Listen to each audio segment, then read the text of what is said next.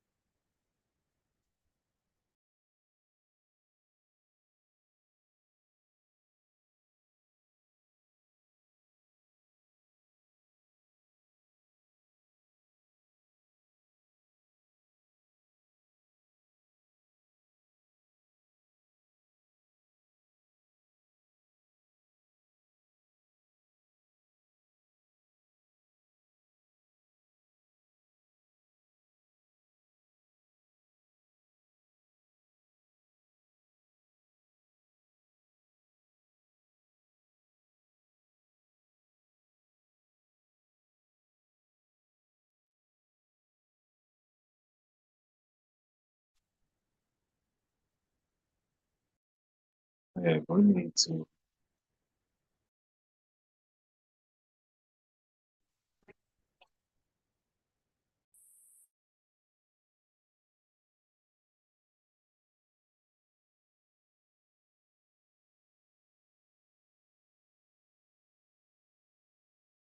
All right, once again, good morning, everyone, and welcome to our SWAC Football Head Coaches Media Session for Monday, November 13th. A few quick updates. If you do have a question, please utilize raise your hand feature here on Zoom to get your question in the queue for our coaches. Please limit your questions to one initial question, potentially a follow-up question. If we do have additional time allotted in our coaches' availability, we will work our way back to get additional questions answered. Please ensure that your lines are muted unless you're actively asking a question, and please wait to be called upon prior to asking your question. With that being said, happy to be joined by Alabama A&M head coach Maynor. Coach, first and foremost, as always, thank you so much for taking some time to join us. If you could please start us out with an opening statement, recapping your team's most recent outing versus Bethune-Cookman. Yeah, we went down to Daytona.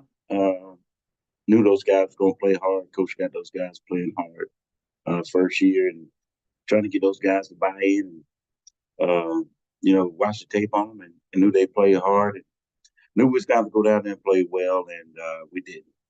We got off to a good start. It was up 14-zip and then 14-7.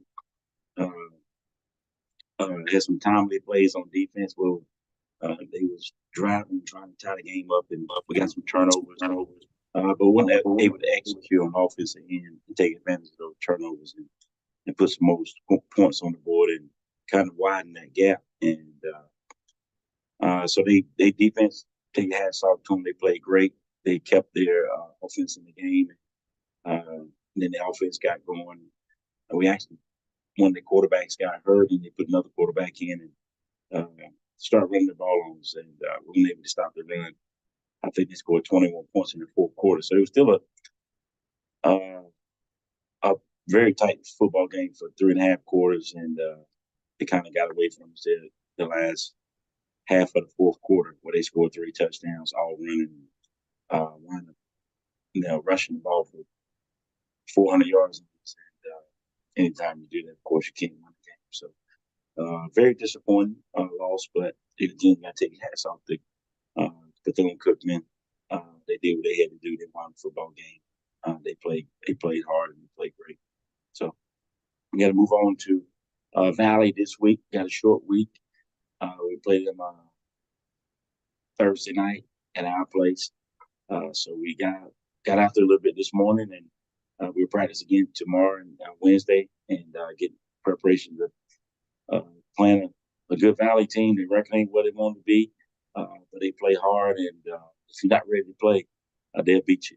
They beat us last year. They play, so we know what they're capable of. So we got to be ready to play this Thursday night. So we got 2 more days, and we'll be ready. Appreciate those opening comments, Coach. Went up the floor for questions for Coach Maynor. If you do have a question, please utilize the raise your hand feature to get your question in the queue. Currently taking questions for Coach Maynor with Alabama A&M.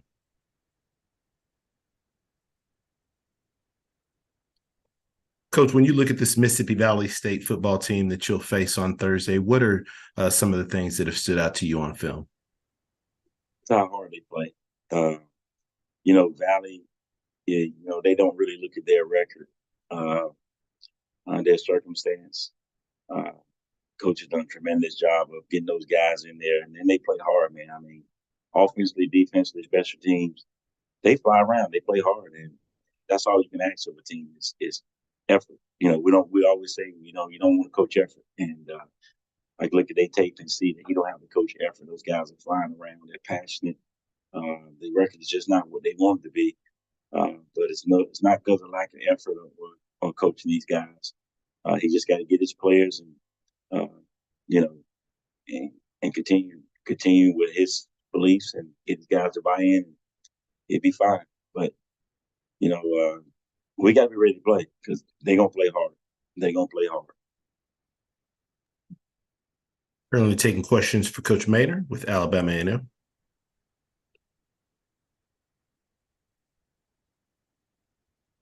Coach, obviously you celebrated your seniors, your last Saturday game against Florida A&M that was at home. If you could just talk a little bit about what this senior class that will play their final game, what they've meant to your program. I mean, they've helped turn this program around. We're gonna have another losing season this year, but those guys still helped us turn the program around from when we first got here to now.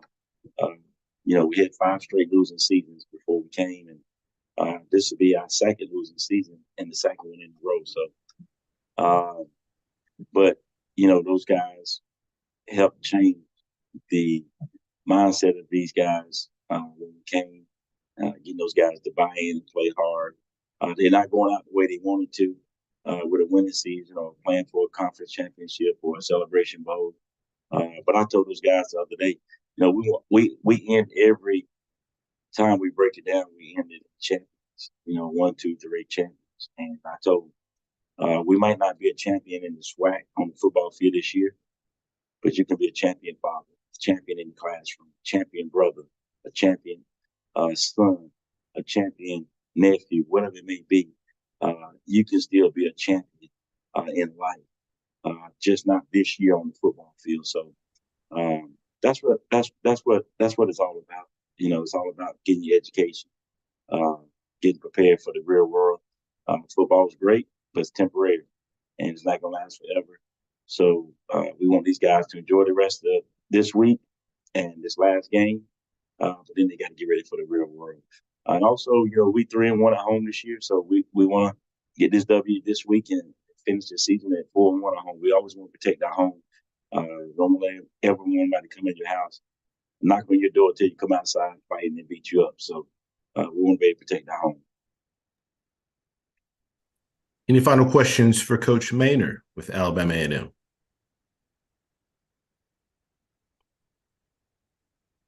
All right, Coach, as always, we appreciate your time. Look forward to speaking to you again next week.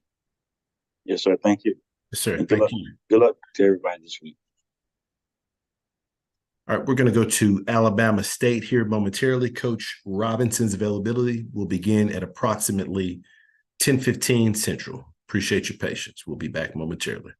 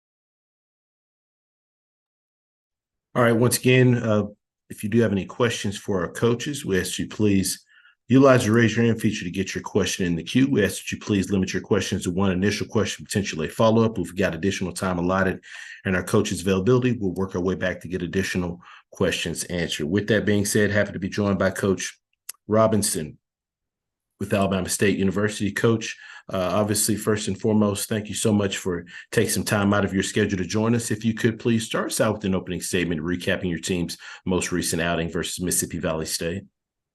Hey, good morning. We went down to Itabena. We all know that that's a long drive down there. The kids did a great job of responding to just the whole week of making sure that we play with a lot of effort and being prepared. Valley started off with a good drive. They were up 3-0, and we were able to respond and had a couple good runs. Keyshawn Johnson had an exceptional game, had a running touchdown, a receiving touchdown. Thought our quarterback, did a good job of managing the game. I thought both teams played extremely hard. The score was 20-3 at half, and after that, we couldn't do much else offensively. I thought those guys played extremely hard the entire game, never gave up, and felt like we were somewhat in control of the game, but also, had they scored one more touchdown, it would have been a tough game getting down to it. So good job with us, going down there, getting the win in a tough place to play. And Coach Wade talked to him after the game. Feel like he has that group playing hard, and that's all you can ask. They play with great effort through the entire game. And it's always good when you can go down to Mississippi Valley and get a W. This week we travel out to Houston to play Prairie View. We know they have a lot to play for coming off a big win. And so we just want to focus on Alabama State and try to get one more SWAC win. Whenever you play a conference game, it's always going to be tough, especially on the road. And so that's our motto going into this week. Appreciate those opening comments, Coach. First question goes to Charles Bishop. Morning, Coach. Good morning. How's it going? I'm doing well. I wanted to ask this question. Prairie View's put together a modest 2-game win streak, but in terms of how they've looked over the past couple of weeks, is there a position group or is there individuals who have stood out that you have paid attention to on film? Yeah, I think they have some athletes at the wide receiver position. They can definitely score from anywhere on the field. So you definitely don't want those guys, with a 40 or 50-yard, touchdown pass. And I think the quarterback, he's getting better each week. I think he's the guy that you have to contain. He can beat you, whether it's running or passing. So he's one of those guys, dual threat kid who's played some snaps. We played against him last year. He had some success against us. So we know we have to stop the receiving group and also the quarterback. For you get an opportunity to come back to the Houston area where you're tremendously loved and things of that nature. Any sort of special things that you're looking forward to with regards to coming back to Houston?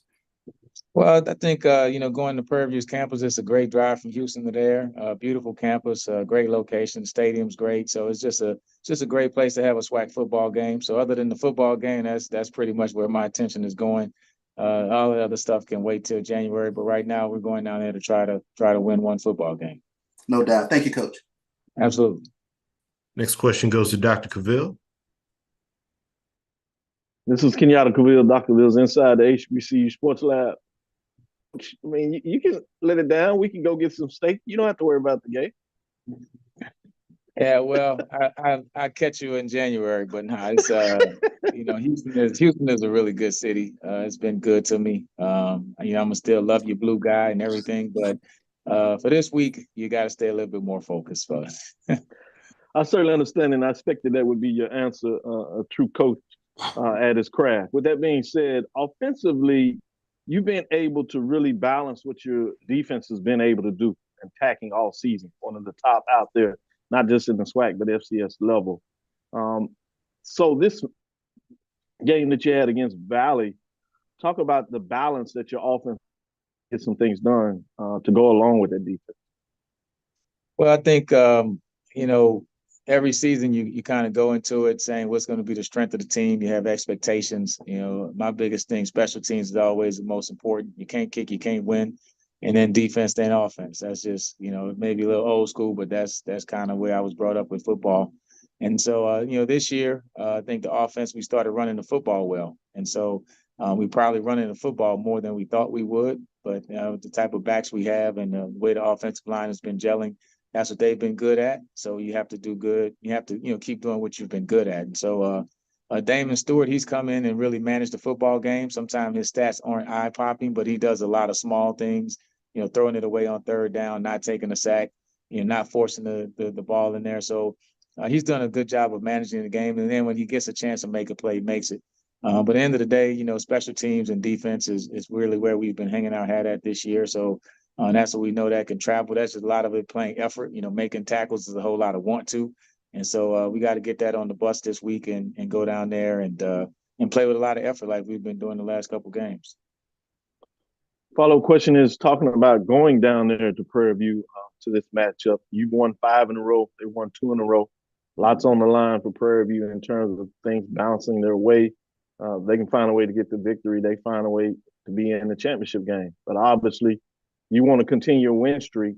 In all that, the matchup that is fascinating to me is, again, your defense that's been able to hold teams down in terms of the ability to score. And Prairie View trying to do some things offensively to get the scoring up in such a way.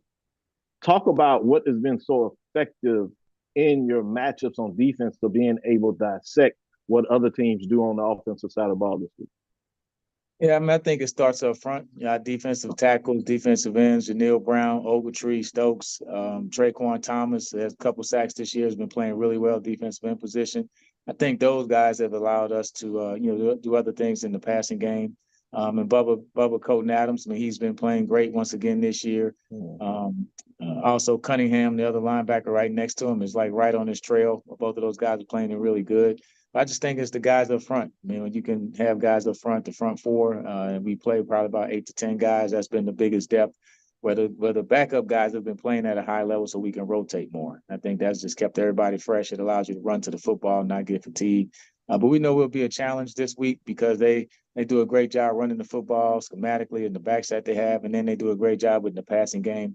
So it'll be tough for us because they make you defend the whole field, both vertically and horizontally. So for us, it's going to be try to win each play and just take it simple, and hopefully we can keep them out the end zone. Certainly, Coach. Good luck this weekend. Absolutely. Look forward to the matchup. Yep. Next question goes to Doc Holliday. Good morning, Coach. How you doing? Doc Holliday, HBCU Overdrive. How you doing this morning? Doing well. How's it going? Good. I'm good, man. Tell me about your game plan going into that Mississippi Valley game, and what did you see from that team where you could take into the next week against Prairie View? Well, the game plan is always simple. That's to win, obviously. But I think with Mississippi Valley, we knew they had a freshman quarterback, and he did come into the game, but they started the other kid who was more of an athlete. So defensively, you're just trying to make sure you keep those guys in front of you. It had rained the day before, so the field was a little muddy. So it was more of a downhill football game. You couldn't do a whole lot of cutting and that type stuff. So after that, it was just a matter of trying to get up. And I think once we got a lead, the offense was a little conservative. Trying not to make a mistake. And it's a tough place to play. You just want to get out there with a W. You don't get extra credit for style points. So we were just trying to finish off the game with a win, and they kept playing hard the entire football game. They always do. And so for us just to get it to zeros on the clock with a win, that was the biggest thing, and I'm proud of the guys for making that happen.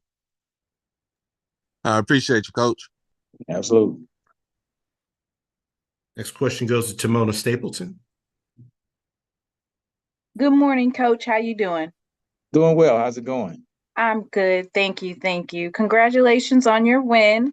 Last week, I brought up the fact that Valley Field is the 12th man. And we see that you were able to navigate. For your players going into this week, what is the theme that you're going to utilize? Because this game for Prairie View, it basically determines whether or not they have a possibility to go to the SWAC championship. So what are you saying to your student athletes to basically upset that chance for them to go? Well, that has nothing to do with us. FAMU is representing the East. Last year we were 6-3 and we lost the last 2 games. So our job is to finish the season off and try to win one more football game. And so that's our goal, is to go down there and try to win. It means just as much to us as it does to Prairie View. We only get 11 chances a year to play a college football game. This is one of them. And so we take all of those pressures. So we're going out there to play 100% to try to win the football game. And I know, Bubba McDowell, he's going to have his guys keyed up and ready to play too, because they have an opportunity to do something great this year. And so it's going to be a good SWAC football game. But I think this game means the same to each team. So I don't think it means any more to Prairie View than it does to us or vice versa. Thank you, Coach. Absolutely. Coach Robinson, as always, we appreciate your time. Look forward to speaking to you again next week. All right. Thank you, guys. Appreciate it. Thank you. We'll now go to Alcorn State head coach Fred McNair.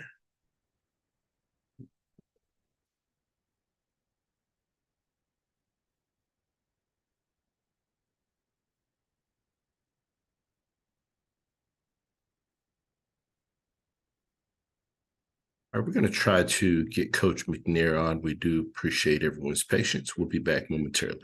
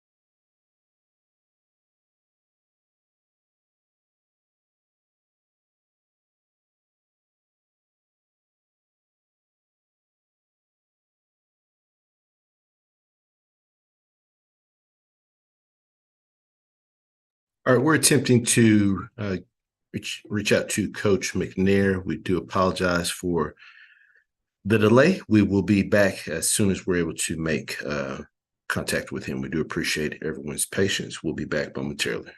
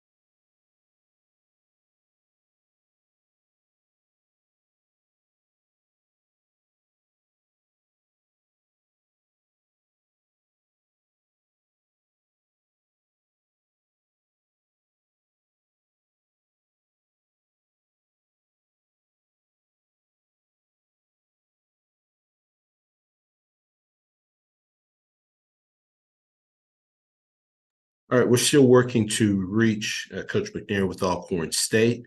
If we are able to get in contact with him, we'll move his availability to 12:05 Central after Jackson State's availability from 11:55 to 12:05. We'll move Coach McNair's availability to 12:05 Central if we are successful with reaching him.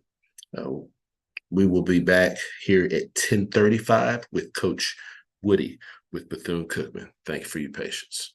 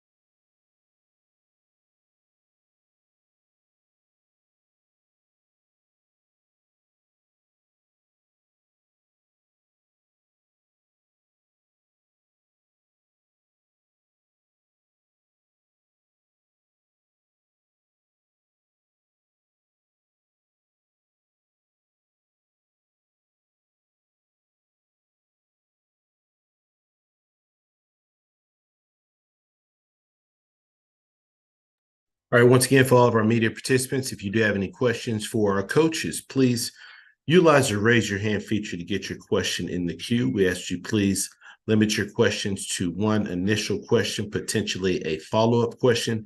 If we do have additional time allotted in our coaches' availability, we'll work our way back to get additional questions answered. Please wait till you're called upon prior to asking your question. With that being said, happy to be joined by Coach Woody with Bethune-Cookman. Coach, first and foremost, as always, thank you so much for taking some time out of your schedule to join us. If you could, please start us out with an opening statement recapping your team's most recent outing versus Alabama A&M. Well, I tell you, proud of the guys. Coach, Maynor came down, Alabama A&M, they started out on a run, 14-0. We had a slow start. We fumbled on a couple possessions in the first quarter. Then shortly after the second quarter started, we put a 10-play, 62-yard drive and scored. And then that brought it to 14-7. And then we ended up at the end of the third quarter, 5-play, 3-yard drive. We kicked a field goal, 14-10. And then in the fourth quarter, we scored 21 unanswered points. And we ended up having 3 separate 100-yard rushers and really, finished well, something that we've been talking about all season with Walter, our quarterback, rushing for 168 yards, 3 touchdowns, running back Jimmy Robinson rushing for 137 yards, and then also Marcus Shaw, our freshman, that rushed for 111 yards, 9.1 yards, carry, and then 1 touchdown. So, just really excited about, our guys, really putting it all together and finishing, the game, something that we've been preaching all season, and guys are pretty confident. Appreciate those opening comments, Coach. First question goes to Dr. Cavill. Kenyatta Cavill, Dr. Cavill's inside the HBC Sports Lab.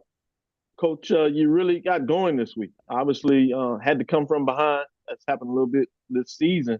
But when you started rolling, it started rolling. And you have a bevy of running backs, young running backs, sophomores and a freshman that you mentioned that really got going. Total of 412 yards that you mentioned, but 3 ball carriers over 100 yards in terms of this matchup. Simmons with 165, Robinson the third, I should say, and Simmons the third, 137, and Shaw at 109. 4 touchdowns. What had made them so effective over the season, but particularly for them to be able to jump out and get it done in this matchup? Well, those guys have been running hard, throughout the year. Obviously we had, injuries that was hampering us from game to game. But, I contribute the offensive line for, coming together, making the blocks that they needed to make. And then, our guys getting the ball after the second level and really finishing, those runs. But our old offensive line played a big part into that as well. Great point. When you talk about the big guys up front being effective, it's a good time for them to be able to seem to be putting things together when you play your rival this weekend, FAMU, that is top of the conference, number 1 ranked team in a lot of people's poll ranking, and FCS top 10 team. Talk about that matchup in the rival and having a chance to get it going, and what do you need to do to slow them down on the offensive and push forward on the defensive side of the ball? Coach Simmons, he does a great job with what he has over there. They got a really good football team. We're gonna have to be, technique and fundamentally sound and attention to detail and discipline, because they got guys, all over the place. Like I said, Coach done a really good job of getting those guys, ready to play. And congratulations to him, obviously, for winning the East. And it's going to be a good ball game. Thank you, Coach. Good luck this weekend. Look forward to the matchup. Thank you. Next question goes to Perry Daniels. Congratulations, Coach, on a winning streak, 2-game winning streak. Good job. Thank you. Coach, talk to us about the maturation of your team from the very first game of the season to today. Well, I tell you what, going through, went through 4 quarterbacks throughout the season, and those guys, obviously, you play the game, right? So you play the game, and sometimes, you're healthy, and sometimes you're not. But just to see the maturity of those guys, sticking together, having love for each other, just not letting their teammates down. I think they've been fighting throughout the whole season, and we're not making no excuses, blaming no one. I've seen a transformation of those guys, attitude on, just finishing, not just showing up, but wanting to finish, every play. And we don't talk about more victories, but our guys, they've been playing consistent. And then we finally, which was really good, on senior day, to put it all together again. But I just think that we played solid on offense, defense, and special teams. I think this was our best showing, in all 3 aspects. It wasn't perfect, but we saw a lot of grit. We saw a lot of guys straining for each other. And I just think throughout the season, we've actually been seeing these guys getting 1% better each day. When you see that, then there's hope. And we're just putting our head down each week and putting these guys in situations that they need to be in, and those guys are responding.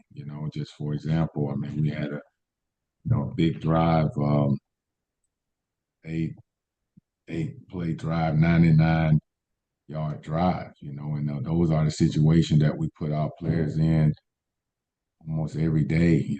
Just to see the fruits of the labor, and to see those guys transferring the things that we're teaching them and putting them in positions and practice. And now you see it in the game.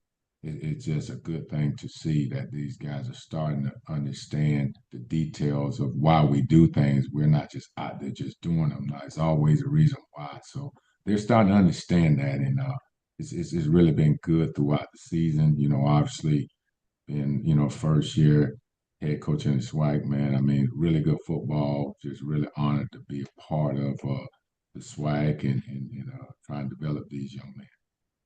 And Coach, you took this job really close to the season, late in the hiring process. Talk about your staff and the work that they've put in to get the team to where they are today.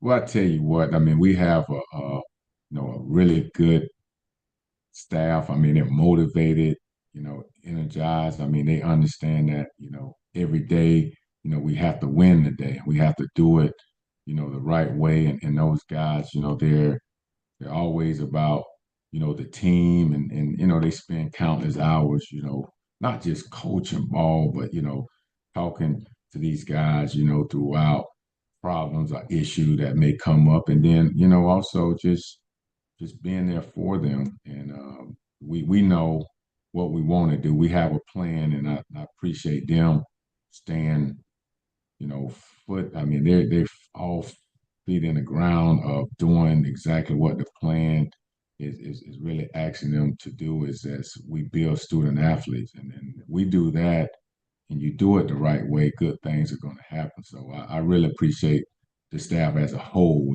for following the vision of what we want to do here at BCU. Thank you, Coach. Good luck this weekend. Thank you. Next question goes to Doc Holliday. How you doing, Coach Doc Holliday, HBCU Overdrive? How you doing this morning? I'm doing good. 412 yards rushing by your team. Tell me, what did you see in the defense from Alabama A&M, and how basically capitalizing on what you saw on the defense? Well, I tell you what, I mean, their team, man. I mean, they, like I said, they got out on us, and we felt like, we had to tempo. And a lot of times too, when you tempo teams, especially, guys that's, they're coached well, they got bigger guys, and we wanted to, make sure that we ran the ball. And to be a good football team, you got to be able to run the ball. So, we wanted to speed up and do those things. And it was hot, humid, and in those type of situations where, you want to be able to, get those guys, in a position where maybe they step in the wrong gap, and maybe we exploit, those type of situations. But we had in our mind that we wanted to go tempo, and we wanted to go as fast as we possibly can go, but be as simple as we possibly can, so our guys can execute and won't think. And I think, our players and then also our coaches did a really good job of preparing those type of things that I just mentioned about, just KISS method. That's keeping it simple but effective. I appreciate you, Coach. Appreciate you. Last question goes to G. Thomas. Hey, how you doing, Coach? How you doing? Doing well. My name is Gerald Thomas. I'm the fan you beat right at the Tallahassee Democrat. Yeah, pleasure. Yes, sir. Nice to meet you, Coach. I wanted to ask you about the Florida Classic. Of course, you being the Bethune-Cookman University alum and former football player, All-American. You've played in this game before, and now this is about to be your first chance to head coach in this game. Can you talk about the magnitude of this game and how much it means for not just HBCU football, but college football as a whole?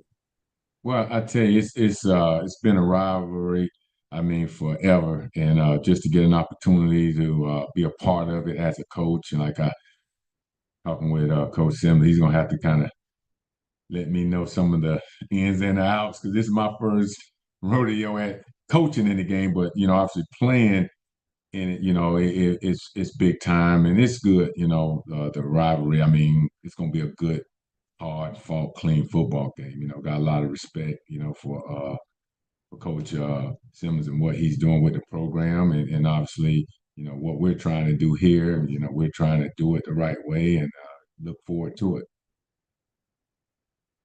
Thank you, Coach. Coach Woody, as always, we appreciate your time. Look forward to speaking to you again next week. Thank you. Thank you.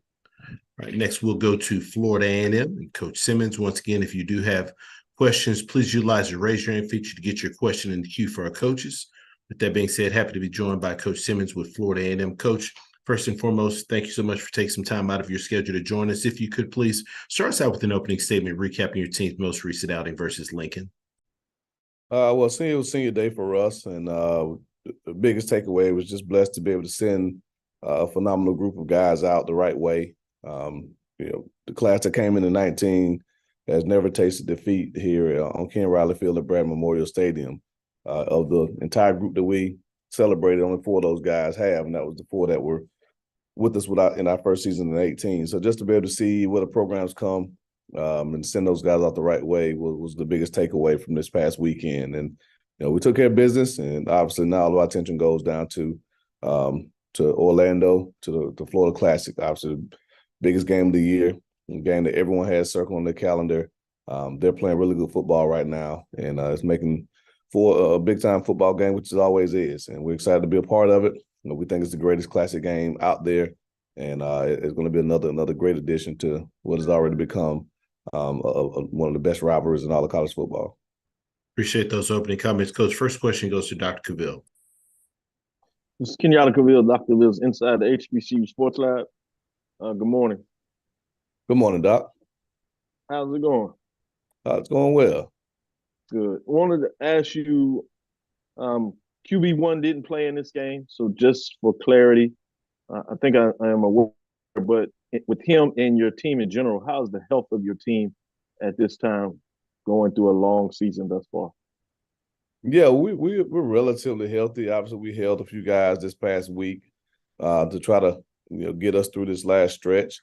Jeremy was one of them, and he could have gone if we needed him to, but it's good to get Junior Muratovic some live game reps. And so Jeremy practiced yesterday.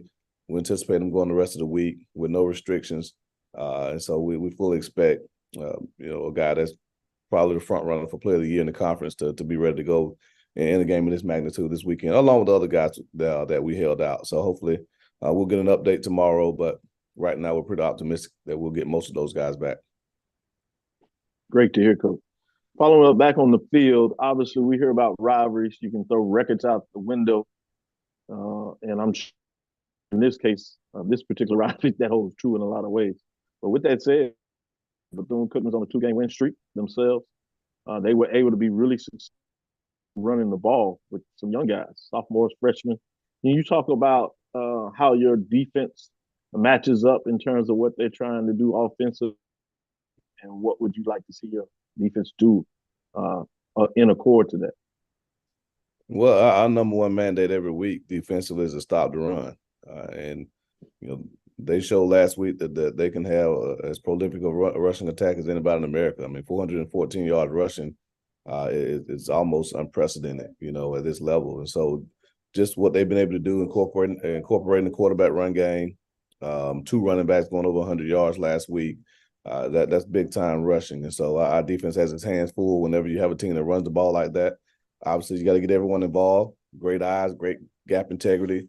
But then our secondary's got to be aware of the big ball. Obviously, if we're going to stop the run, we're putting our cornerbacks on some islands. So, Eric Smith, Kendall Bowler, those guys, have played really good football all season, but they got to be expected to be challenged this weekend if we're going to commit to stopping the run. So it should be a great challenge for our defense, which I think is top 5 nationally in run defense. I probably think second overall in total defense. So it's same old adage. What happens when an unstoppable force meets an immovable object? Something's got to give.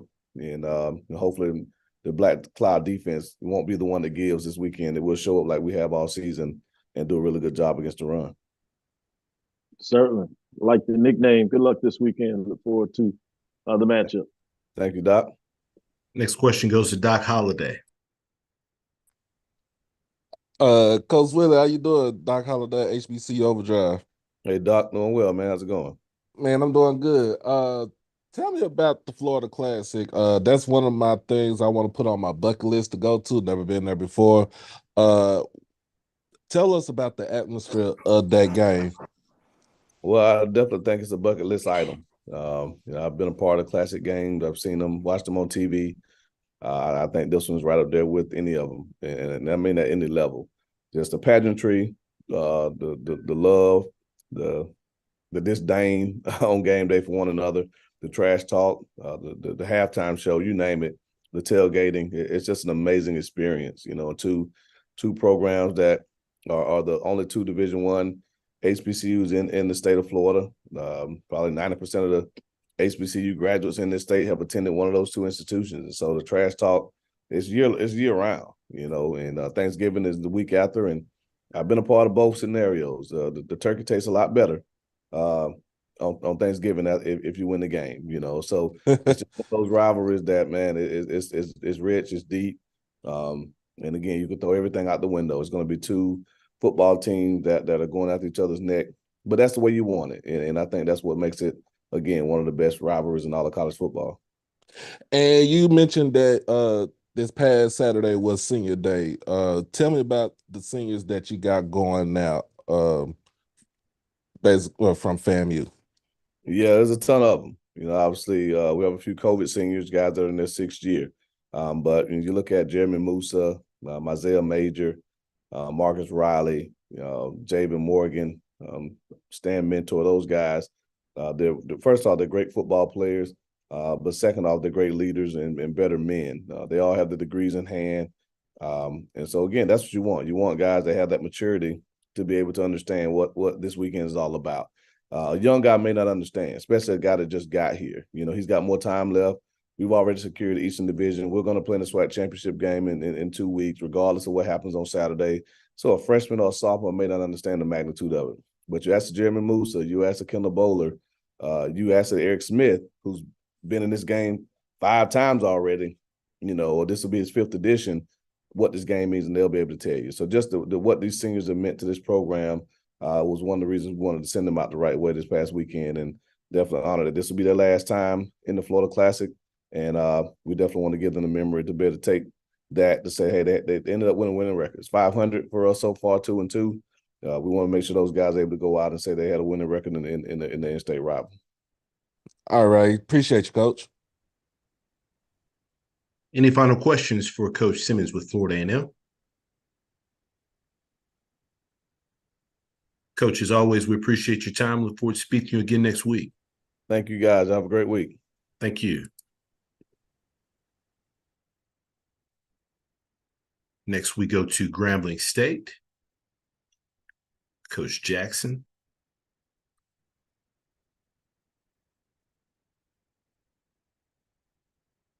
I'm going to pause momentarily. Appreciate your patience.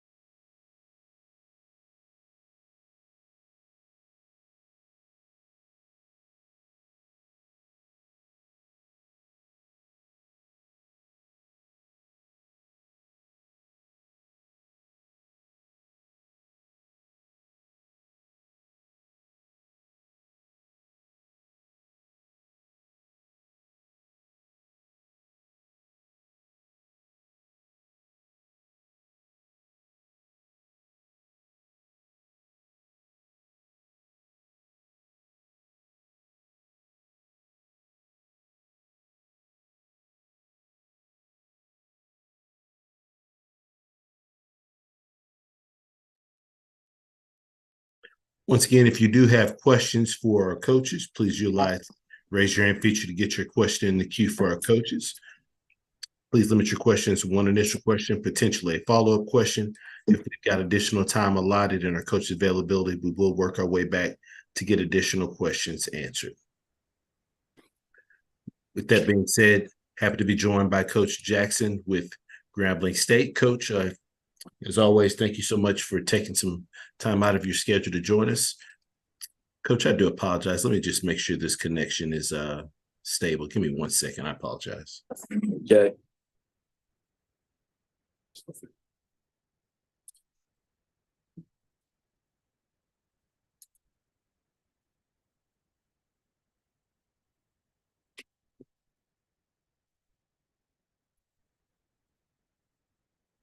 Okay, I think we're good, Coach. Thank you so much for your patience. Coach, if you could please start us out with an opening statement recapping your team's most recent outing versus Arkansas Pine Bluff. We were happy to go down to Arkansas Pine Bluff and get a victory and get back in the win column. Obviously we got a bye coming up this week, so we got a chance to get healthy, continue to get better as a football team, and got a big game here coming up against Southern in the Bayou Classic. Thank you for those opening comments, Coach. First question goes to Perry Daniel. Congratulations on the victory, Coach. Thank you. You're welcome. If you were explaining to your NFL friends and colleagues about the importance of classics and the pageantry around HBCU classics, what would you explain to them? I would tell them it's like the week of the Super Bowl, because there's a lot of functions that go on during the week, just like their big game, and that it's an unbelievable event. These classic games are really special, and I think the teams that play in them, they love them. They love playing in them, being a part of them, because I think it brings out everything. It brings out obviously the culture, obviously, but it brings out people from both sides, and it's a tremendous event that's being put on. And like I say, the things that go on during the week, it really rivals what the NFL does all week before their big game. And the Bayou Classic is kind of the granddaddy of them all. We're kind of used to this game determining who represents the West in the SWAC. It doesn't have that appeal this year. What would you say to folks that are still considering coming to the Bayou Classic to watch Grambling play Southern? To me, you throw the records out in these games. Obviously these are two very historic programs that have always been at the top, as you said, of the West. They're good football teams, good teams on both sides, in my opinion, great universities, and it's a chance for you to see, the Black experience at its best, and I think the schools, the football teams, the staffs, both sides, the bands, I think everything that's going to be on display is something that I think everybody want to be a part of. Thank you, Coach. Next question goes to Doc Holliday. Coach Jackson, Doc Holliday, HBCU Overdrive. How you doing today? Good, buddy. All right. Yes. So on third, you played the game on Friday, which is kind of unusual for y'all to play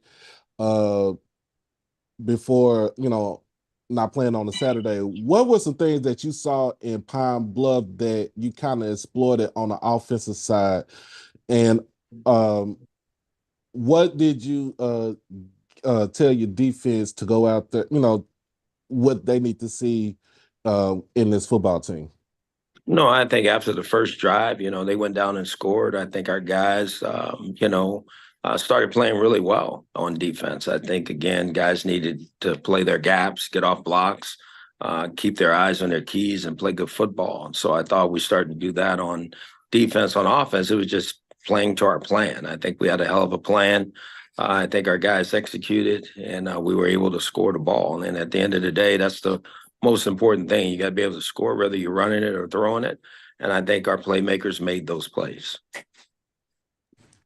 And for this coming up, well, you won't be playing this weekend, but you'll play next weekend. You have scenarios in the West where who would be the team to represent in the West for the SWAC championship game. I know you told your team, you could tell your team, like, we could ruin somebody's Thanksgiving holiday. How do you keep your team to be to not buy into all of the hype?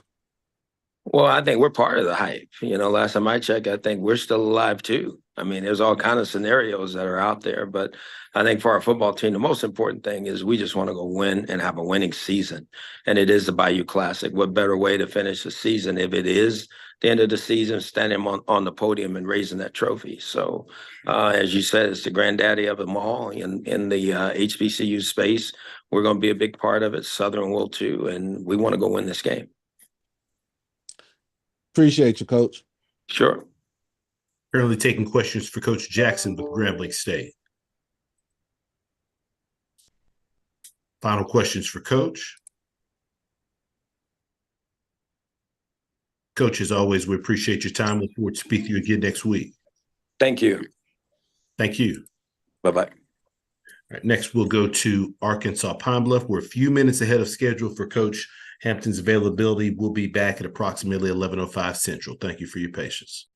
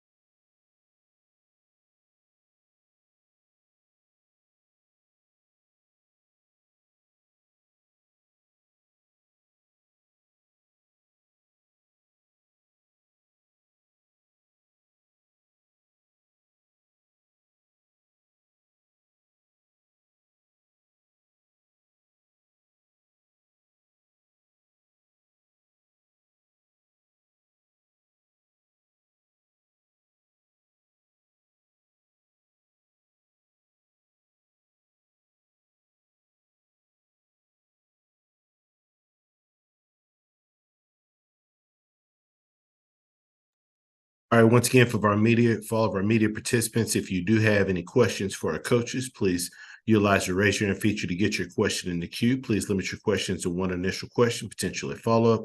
Got additional time allotted in our coaches' availability, but we'll work our way back to get additional questions answered. That being said, we go to Arkansas Pine Bluff and Coach Hampton with the Golden Lions. Coach, is first and foremost, as always, thank you so much for taking some time to join us. If you could, please start us out with an opening statement recapping your team's most recent outing versus Grambling State. Obviously, we started out the game well, went down and scored. We had a great game plan, got a stop, got the ball back to our offense, and they stopped us on like the 3rd and 9. Had a good screenplay call. Yards short, we ended up punting, and then we got them in position. And then they threw a screen pass. The guy missed a tackle, and the guy ran for a touchdown. And then obviously we kind of went back and forth. We had a safety. We snapped the ball to our punter, went right through his hands for 2 points. And then I think at halftime the score was like 15-7. We came out after half. We got the stop right away and didn't do anything with it, punted it back, and they made a couple good runs, tailback, went up 22-7, somewhere along in there. We ended up getting back in the game. It was 29-14, got a couple stops in a row. Offense couldn't do anything. And the score was 29-14 with 6 minutes in the game.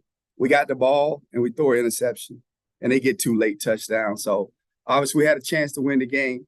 They didn't do anything we didn't cover with the kids, but they made some plays. So that's that. First question goes to Tanner Spearman. Good morning, Coach. Wanted to ask you about Rico Dozier. I mean, he's led the conference in tackles all year long. What does he bring to this defense, and what makes him special as a player? Rico's just a good football player, but obviously we're on the field too long. We don't want Rico to lead the conference in tackles. That don't do us any good. We'd like to be able to score touchdowns, keep him off the field, keep him fresh. But he has done a good job, Tanner. He's one of our better football players. He actually played Mike linebacker, man. We got about 2 linebackers. We're down a whole lot of players, have been for about 5 weeks. We just don't say nothing. So we got one more game. So Rico played Mike, and he did a tremendous job. He's just a really good football player, loves the game, loves his teammates. He's been trying to play some safety. So every time somebody goes down, he volunteers to play that spot. So, but he's a really good football player for us, and excited to have him on our team.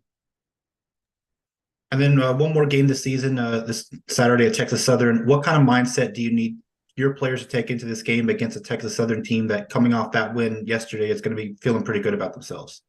I'll be honest, man. Texas Southern may be the best team. I mean, we've played all year. Athletically, the quarterback's good. The running backs, I think he's all-time lead receiver. Running back in Texas Southern history. Man, the receivers are really good. They run routes angry. They attack the football angry. They block on the edge. The O-line is good. And so it's a really, really good football team.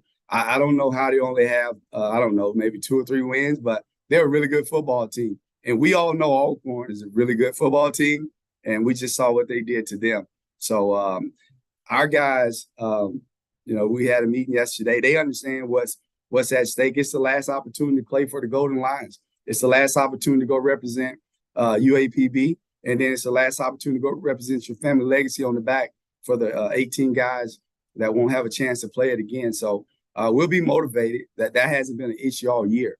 It's just guys need to, lock in and be consistent in their technique. The effort has been there, but at times we just lose focus and then, allow big play here. Even last weekend, a couple runs, they got good running backs, but, sometimes guys wouldn't have the correct leverage, and those guys they're really good running backs, and they made us pay for it. I think, Coach. Next question goes to Dr. Cavill. It's Kenyatta Cavill. Dr. Cavill's inside the HBCU Sports Lab. Good morning, Coach Hampton. Hey, morning, Doc. How you doing? I'm doing pretty well. Good to see you get going. Watch the game on Friday night. As you mentioned, you were in the game, and it kind of got away from you. But I wanted to talk a little bit about your sophomore, 6 foot, 25-pound running back, Fairfield, California, Johnny Williams. He was able to get 99 yards on the ground. Couldn't quite get to that 100 mark, but he's right there and got in the end zone on just 15 carries. Had a pretty good game in a lot of ways. What are your thoughts in terms of him and how he continues to build, particularly as a young player in this conference? Well, Johnny's not a young player. Johnny's a senior. I don't know if maybe somebody put an O instead of R, but he's a senior. This is his last game. Sorry about that. Appreciate that update. Yeah, no problem. Johnny's going home. This is his last game. He's a senior. And I tell people this. The one thing about Johnny, we've got a couple good running backs. As you notice, Jonas Davis was up there in the top 3 or 4, but he hadn't played in 4 to 5 weeks. I started running back. And so Johnny has been a guy who's a senior. He was behind a couple guys, and in the last couple of weeks, he's had an opportunity. He had a big run to start the game off last week. And so, I wish I had known he had 99 yards, but man, I'm so concerned with everything. I don't see any stats. They be trying to give me stats. I'm like, bro, I don't want those stats. I'm trying to score a touchdown. I'm trying to stop somebody. But anyway, hopefully, he's got one more opportunity, and hopefully we can get him to the 100-yard mark. Yeah, and for us personally, that's what we have to do. We're going to have to be able to run the football and keep Texas Southern off the field, because they're a really, really good offensive football team. They got weapons all over around that field. So we got our work cut out. And so if Johnny gets 100 yards, good for Johnny. But if Johnny gets 1 yard and the Golden Lions get the first conference win, then Johnny has to settle for 1 yard. I certainly understand that. Appreciate that again, Coach. I don't want those stats. I'm trying to get this done now. Yeah. Follow-up question is on Texas Southern Tigers, obviously, and you pretty much summed all the things up in terms of a direct question. And I guess it's a tough time for them to seem to be getting things moving in the right direction of what they were able to do last night at Alcorn. Talk a little bit more about the running back, as you said, that set the record for Texas Southern running the ball. As you look at some of the film, what makes him unique and special? And with that being said, how do you look at creating the defense to slow him down or stop him possibly? Well, I think number one, what happens is you have a quarterback that's elusive. And in this league, if you got a quarterback that can move around, that causes problems. Now you got to be concerned about the quarterback. But they do a good job of getting the ball to the receivers that are really good. So now you got to figure out you're going to play coverage, you're going to play man. And so what they do is they spread you out. And I call them, they got two backs, Thunder and Lightning. Okay. 2022 is the Lightning. I mean, he don't touch it much, but when he touch it, he'll take it to the house. And then they bring big 23 in the game. And now he'll smash mouth. So they are a really, really good football team. And so, man, we got our work cut out, but it's a great opportunity. And I took a couple of kids to church yesterday, and the pastor talking about adversity. So I told him yesterday in our team meeting, I said, man, we're faced with a little adversity right now. We got thunder and lightning we got to deal with. And so we need to make sure that we're ready to rumble because those young men are going to be excited at senior night for them, senior day. And so our kids will be ready. And I'm just proud of the effort that they've given, proud of the support. And everybody knows, where we got to get to. But I'm excited about this opportunity to go out there and compete with my team one last time with this group of guys. And I know they'll play hard. Like I said, I was disappointed last week. They were disappointed. Man, we left a couple touchdowns on the field, had guys running wide open, and the quarterback didn't give them the ball. So, again, that's kind of been our story this year. But, again, it's a learning experience. As we say, it's not losing. We're learning how to win. Great point, Coach. And I don't know if you check the weather, but you're appropriate when you talk about lightning and thunder, because that's what it's doing here in Houston. But it's supposed to clear up for you this weekend. Yes, sir. Safe travels and good luck this week. Thank you. Appreciate you, my man. No problem. Next question goes to Mona Stapleton. Good morning, Coach. How you doing? Good morning. I'm great. This is Timona from She Loves Thee podcast, and I looked at the stats between you and Gremlin, and I see that you guys were pretty evenly matched with the receiving yards. It was just the rushing yards that Gremlin was able to get away from you all, and that's what made the big difference in the game. Going into Texas Southern, do you attribute the wear and tear and the depth issues to your team as to why you weren't able to effectively stop that against Gremlin, and how will you stop it against Texas Southern? Well, obviously those running backs that they have are really good running backs. I mean, that young man, number 2, number 3, then they had a number 23. So, I mean, we knew going into the game, they were really good football players, and we had to be gap sound, as the coaches on here said. And we got out of our gap a couple of times, guys trying to do too much.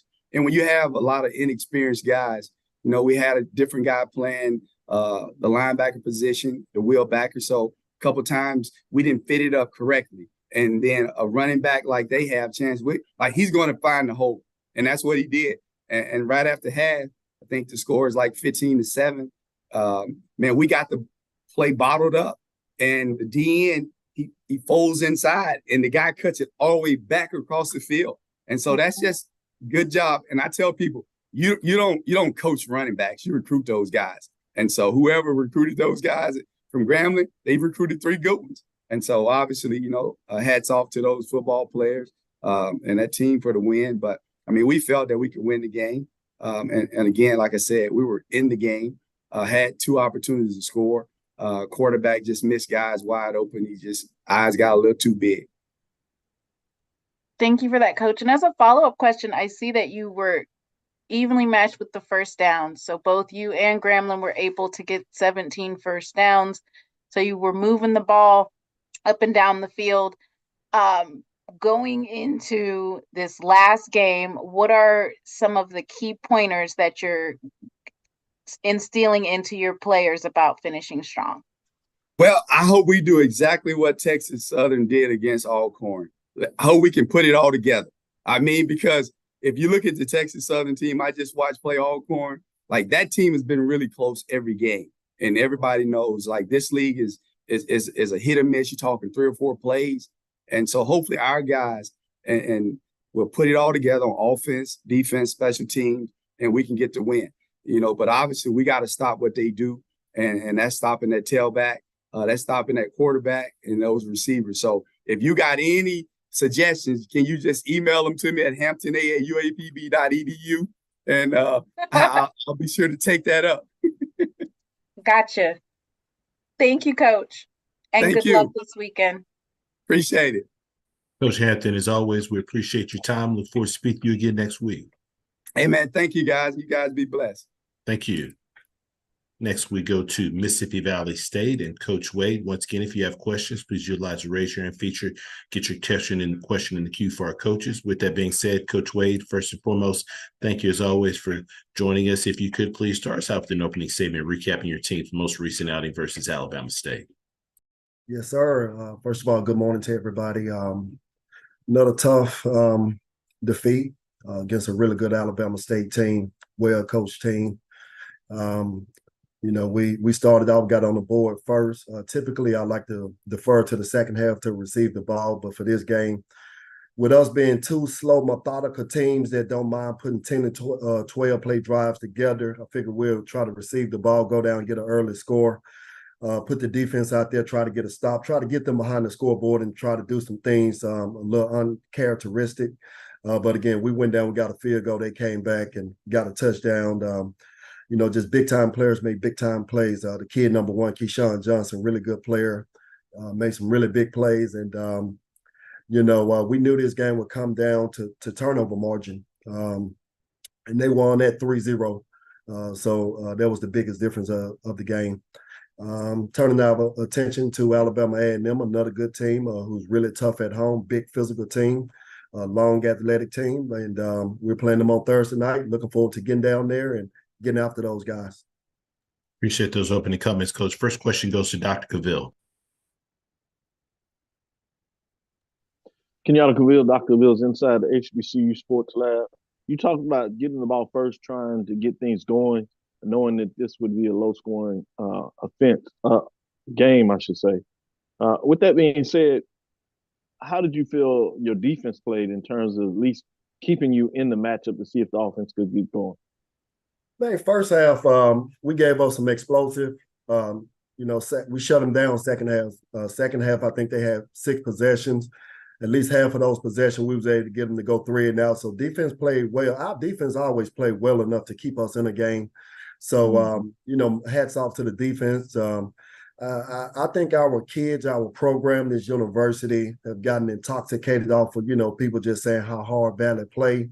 I think it's been to our detriment. I think people think here at Valley, if you play hard, then that's good enough. But again, just not executing at a high enough level is what we're focusing on. So we're trying to change the mindsets when it comes to that because, our kids play extremely hard. But I think every kid that play college football should play hard. I mean, you playing Division I FCS ball in the SWAC, playing hard should almost be a given. But we're just not executing at the highest level on both sides of the ball. And, that's what we're going to continue to focus on. Thank you, Coach. Makes sense, and I'll consider that as I move forward to make sure I change my vernacular as Valley gets going and changing things. I see it coming. With that being said, you go on the road, and you certainly get to change that on the field. You get a chance against Alabama A&M in this last SWAC contest. Talk about what are some things that you want to see your team do this week to move us from media, particularly me, in terms of using that terminology. The team played hard, but putting up points, defense doing what's necessary to get the big. Oh, no offense. I think it fits because that's the one thing that you see is guys playing extremely hard. But we changed that by executing at a high level, and that's going to be our focus. It's been our focus all year.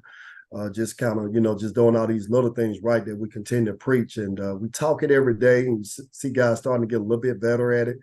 But we're trying to undo some things that have been going over here for decades. So, I know some of the problems we have didn't happen overnight, so we know they won't be fixed overnight. But again, we're just going to continuously just try to keep preaching and teaching the right things. And, we think we're going to get this thing turned around. And like I said, Alabama A&M, man, that's a tough place to play. It's just something about going down there.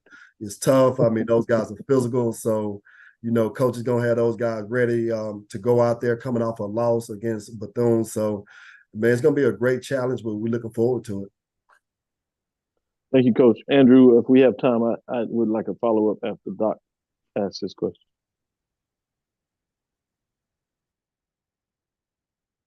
Next question goes to Doc Holliday. Doc Holliday, HBC Overdrive. How you doing, Coach Wade?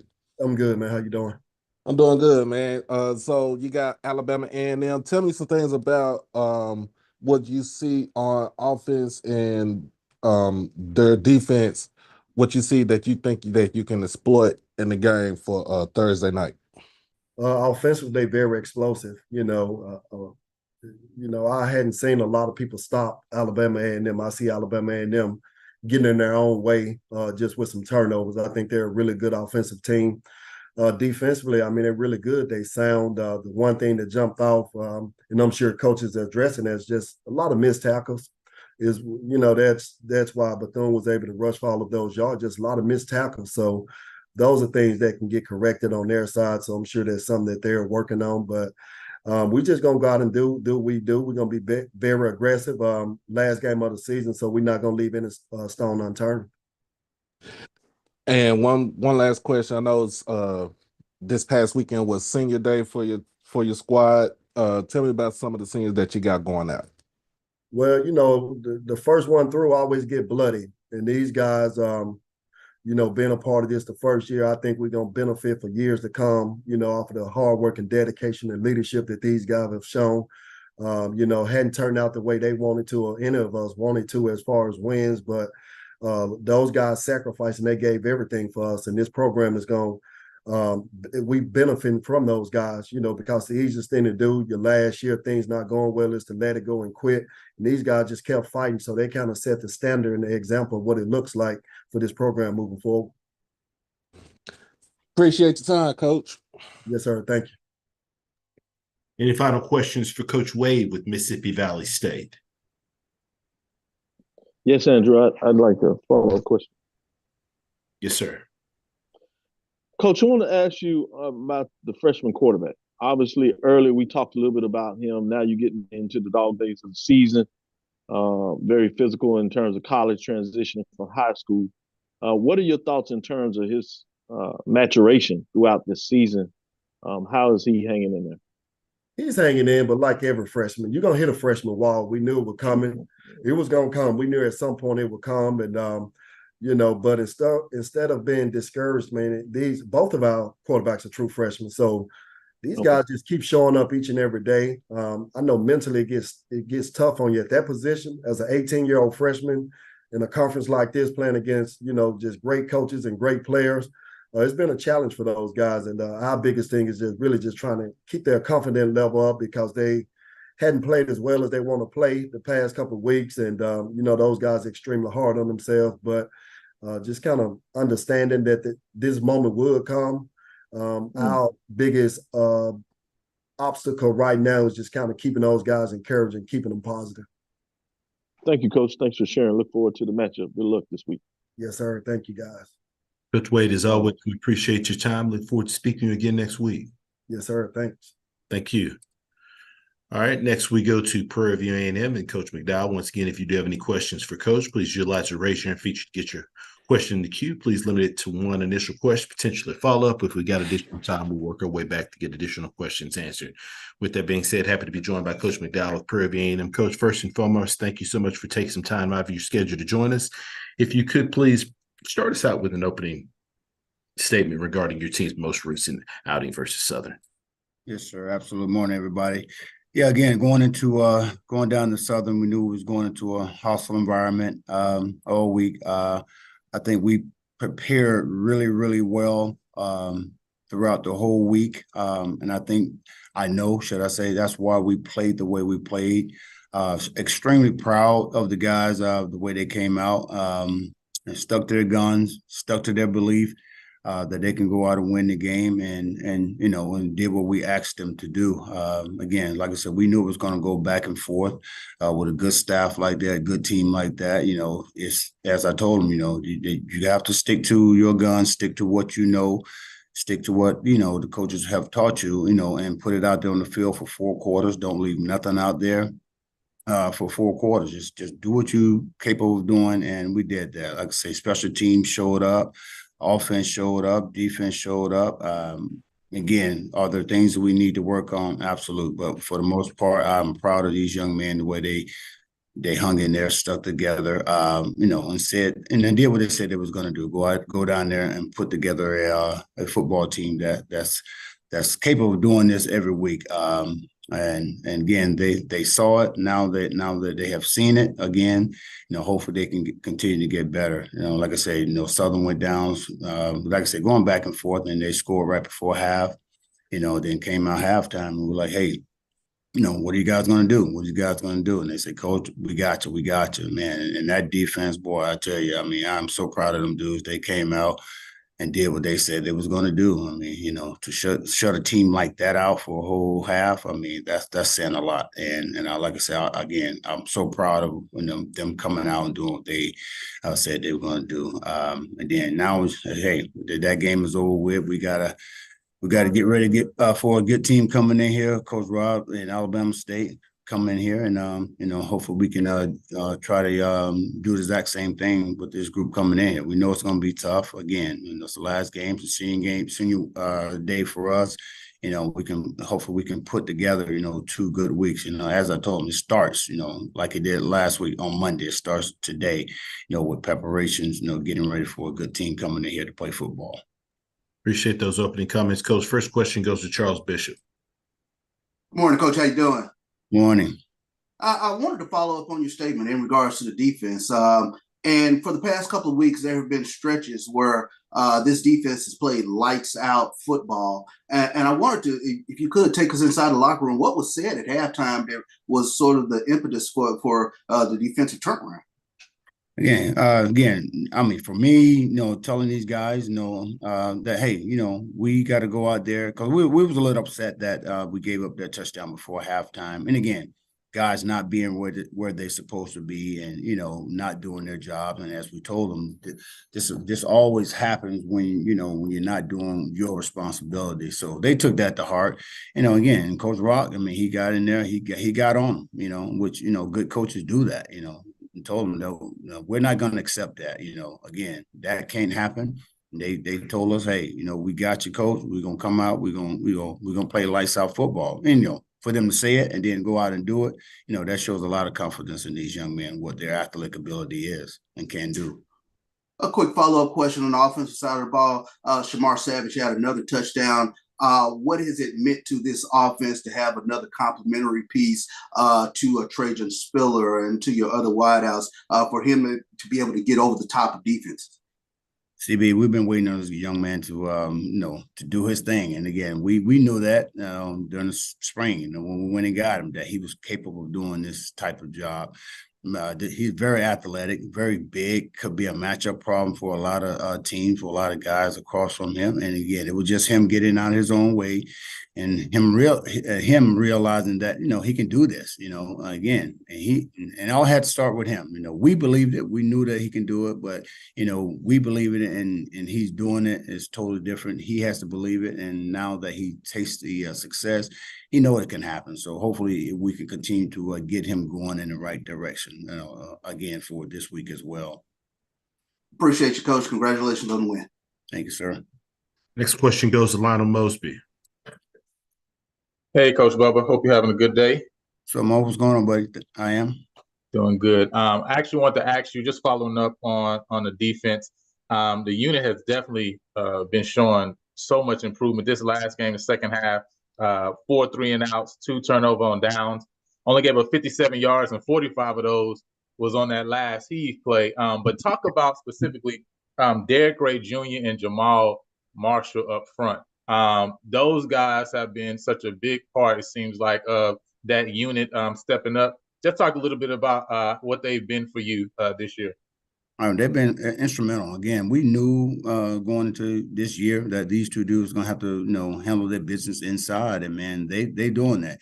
And again, early in the season, again, they had some things to work on. Wasn't doing exactly what we wanted them to do defensively, but we know that they have the capability of doing it. And again, I say again, it started from Monday of last week. The preparation, and as I challenged the coaches, like look, I need you guys to help me out to get these guys motivated every day, not just Monday, off Tuesday, come back Wednesday. No, I need this high energy every day. And they stepped up to that challenge. And I think, and I know for sure, I mean, that was one of the reasons why we was able to go into a place where, normally, you're going to have issues, with the crowds, again, not on, with a team like that, coaching staff like that. And again, yeah, we were going back and forth, but, when it was time to step it up that second half, I mean, those guys did that. And those are the guys we rely on up front. Not only was with Jamal and D-Ray, but, CJ Presley, I mean, he had 9 tackles, I mean, and, lost. And those are the guys we depend on to get it going up front. If we can get those guys doing what they're doing week in and week out like they did this past weekend, we can cause a lot of problems for teams. That's awesome. Just one follow-up question. This team is in a very, very familiar position, right? Same position as last year, right? We had Valley with a chance to go back to the SWAC championship game. This year we got Bama State. In your opinion, how much does a win or loss in this game determine whether this season is a success or not, especially seeing that we're in the same position as last year? Well, we're not even looking at the loss part, to be honest with you. We going into this game to win it. We talked about it all season long, and again, just get these guys motivated to be where we are right now, by the grace of God, and like I told him, I said, once again, when this opportunity to do something great, to do something good here at the university, and for you guys to set your legacy, this is the opportunity. So again, it has to start up again, should I say, this week, because again, even though TSU had a great game this past weekend against a good team in Alcorn, and it put us back in position, to do some things. And and as I tell them all the time, so guys, don't let people take away your opportunity. You guys were voted, way down the list at the beginning of the year, and I try to use little things like that to motivate them. And I kind of said that early in the week, going into Southern. So hopefully, again, we can get the same energy, going into this week, and win this game. We're going to go in, take one game at a time. We always say 1-0 throughout the week. And this is what we're going to do. We're going to prepare for Alabama State coming in. And we're going to try to come out with a victory. It's a senior night as well. So that should be added, enthusiasm to get these guys going for these seasons. Well, thank you so much for that, Coach Bubba. We will definitely be there to celebrate and to cheer you on, get this win for PV Nation. See you later. Absolutely. Thanks, sir. Last question goes to Dr. Cavill. It's Kenyatta Cavill, Dr. Cavill's inside the HBCU Sports Lab. Good morning, Coach McDowell. Hope all is well, particularly on campus at this time. Everything's good. Appreciate it. Last week was essentially an elimination game in regards to what you wanted to get done in that matchup. You talk about the game. There weren't any individual superlatives, but truly in a lot of ways a team effort across the board. Big plays, defense, offense throughout the game that went back and forth. Talk about your team coming together to play that complementary football and to get big plays on and off the field. Yeah, and again, that's what we talked about all week, Doc. Again, I reiterate, it started Monday, having a high energy of practice throughout the whole week, and just to see if they can do it, challenge them to see if they can do that for 4 days straight. They actually did it, and again, I think it played a big role in what happened this weekend. Again, going up against a team like Southern, coaching staff, and we knew, as I said, it was going to go back and forth. Which team that was going to play the best 4 quarters of football is the team that was going to come out on the winning side, and they knew. I mean, after halftime, like I said, they was a little upset that that they let Southern score, because again, they drove down and just guys not doing their job. And again, as I say, you don't do your job against good squads like this, things happen. They scored, but again, they took it upon themselves, Doc, to come out second half together offensively and defensively. Again, I think by far, Doc, first time that since I've been here that they've actually talked to each other at halftime and, told each other that, hey, we got something on the line. This is what we need to do. We need to go out and do it. And they did. Were they perfect? Absolutely not. But it was good enough to do some things, second half defensively, to give Southern some problems and, and help us get the victory. Because, again, we left some things out there offensively. And but good thing that the defense was playing well at that particular time for that whole second half. Thank you, Coach. Another playoff game this weekend. Good luck. Look forward to the matchup. Yes, sir. Coach McDowell, as always, we appreciate your time. Look forward to speaking to you again next week. Thank you, guys. Thank you. And next we go to Southern University. Head coach Eric Dooley. Once again, if you do have any questions, please utilize the raise your hand feature to get your question in the queue for Coach. Coach Dooley, as always, thank you so much for taking some time to join us. If you could, please start us out with an opening statement recapping your team's most recent outing versus Prairie View A&M. Most definitely. Good morning to everyone. We knew going back, you're talking about two teams that's almost basically identical when you talk about offense and defense. The only thing may have separated was different, was special team wise, but we knew that was going to be a tough football game. We knew that they had both teams had a lot to play for, and I commend Coach McDowell on having these guys ready to play. We was prepared to play. They made a couple more plays than we made, and of course, when those things happen like that, you're going to come up on the short end of the stick right now. So right now we battling, and it's a tough situation, but still a lot to play for. When you talk about the last game of the season, it doesn't get any bigger than that. When you talk about the granddaddy of them all right there, that's a lot of different bragging rights within families and within the state. Appreciate those opening comments, Coach. First question goes to Jim Klein-Peter. Coach, when looking back at what you decided to do with alternating your quarterbacks, were you happy with the way that turned out overall? I thought it worked to perfection. I thought it did some things. What we wanted to do, we wanted to give Blood an opportunity to see some things off the field that other quarterbacks was doing. Then we wanted to give another quarterback an opportunity to make some plays as well. I thought it worked to perfection. Every game plan doesn't work that way. I thought that one did. Of course, when you face another team, you got to find another strategy that can keep you in the ball game. I thought it kept us in the ball game. It didn't win it for us. So quite naturally, you try to change up what you're going to do so that you can give yourself that opportunity to win the game. Also, did you maybe get to the bottom what the issue was in the second half? Y'all were unable to move the ball pretty much. Well, it comes down to everybody just have to do their part. But I those young men went out and fought hard, and that's all you can ask for them to do, to lay it on the line. So I'm going to always take the blame. That's on me right there. We got to do some things that's going to put us in a better situation to have a different outcome. Thank you. Thank you. Question goes to Dr. Cavill. Kenyatta Cavill, Dr. Cavill is inside the HBCU Sports Lab. When you face a team that is diverse as Prairie View in terms of them being able to either run the ball, pass the ball, how much pressure does it put on a defense, particularly a defense as solid as Southern? Well, it changes some of the things you have to do, because you got to understand when you got a guy in the back that's a quarterback that has the ability to beat you with his legs. It's kind of tough to play a little man. And, we hang our hat on playing man defense, cover zero in the secondary. Sometimes you got to change it up, and which he did, was able to change it up. I just thought the young man, you can see the growth within the young man, how he come along and how he's developed. And that goes a lot to coaching, what they have been able to do with Trezon. He's a superb athlete, a guy that loved to compete. So he did a great job in managing and doing just enough for them to get just one more touchdown than we had. Thank you, Coach. As you prepare 2 weeks from now, the Bayou Classic, you have a week off. Do you do any additional things to try to change some things up heading into that game? Chance for either team going in that matchup to close the season with a winning record based on who comes out of that matchup.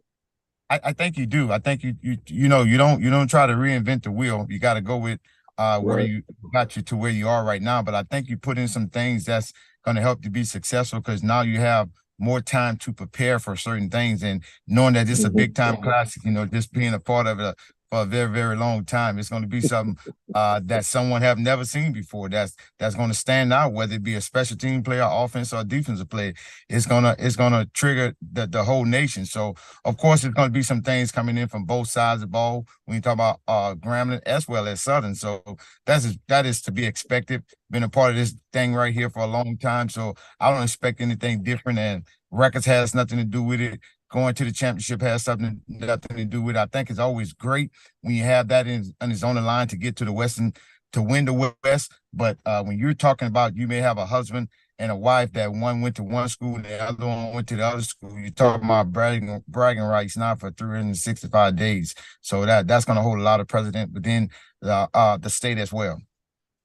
Thank you, Coach. Look forward to the matchup in 2 weeks. Next question goes to Perry Daniels. So, Coach, we're coming up to the end of year 2 of the Coach Eric Dooley era at Southern University. Compared to where we are and where your vision was on the day that you got announced as the head coach, how do we compare? It's hard to compare because I'm a different.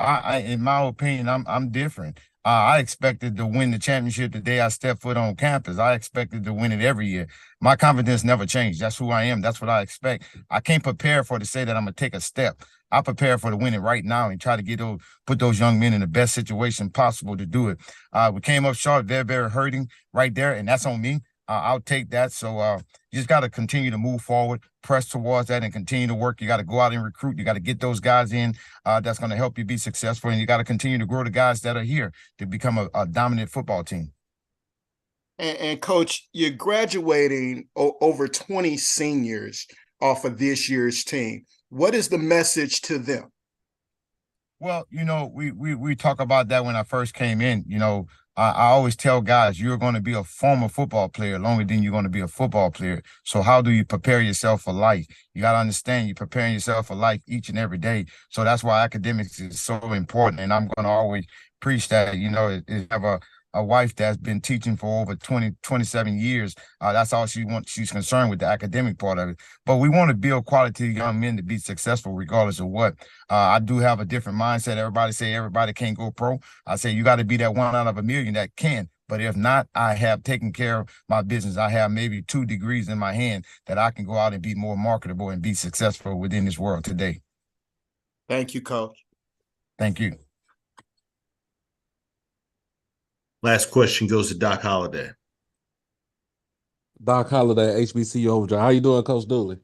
I'm doing well. How are you? I'm doing good, man. Tell me about the game on Saturday. Both teams was evenly matched as far as offensive output. You have more 3 more penalties than Prairie View, but we talked about the second half where you got shut out in the second half.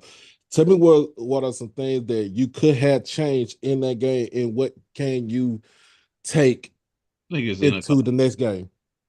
You never try to second guess yourself. You always go and make corrections, things that you could have done better.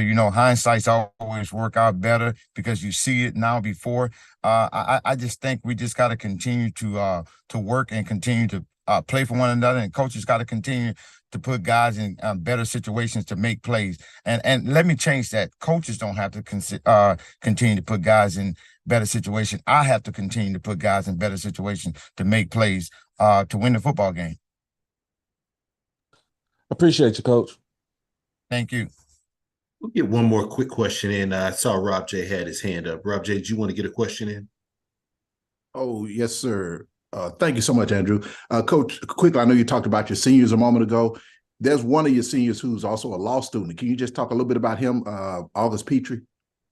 Yeah, I'm extremely proud of that young man. We all don't know, but I guess the ones that have law degrees know that it's very, very difficult to do that because, I have seen this young man doing assignments while we traveling. I've seen this young man doing assignments while we in meetings or while we getting ready to have a meal. And of course, I'm going to excuse him to do those type things. But for him to be committed to commit to the football team as well as to his academics, I think it speaks volumes of his foundation and what he wants to do. So the young man is extremely talented on the field. and they're very intelligent when you talk about the classroom. So I'm extremely proud for August Pete. I don't think this is the last of August Pete. I think he does have a opportunity to play on the next level. So he gets that law degree, he may be able to represent himself. Thank you so much. Coach Dooley, as always, we appreciate your time. Look forward to speaking to you again next week. Thank you, guys. Thank you.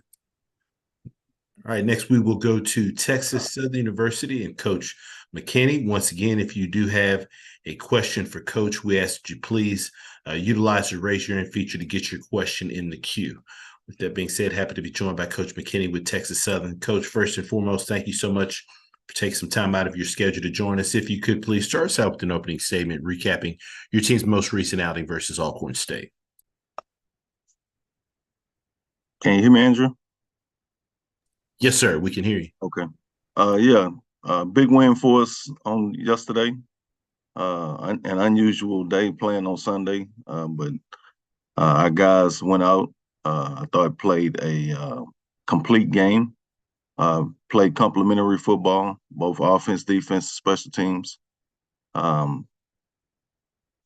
Beat a really good opponent in Alcorn. And I'm just proud of the way our guys competed. I think defensively we've only given up 10 points over the last 6 quarters. We're improving as a program, improving as a team. Was really fortunate enough to get out of there with a win. Appreciate those opening comments, Coach. First question goes to Dr. Cavill.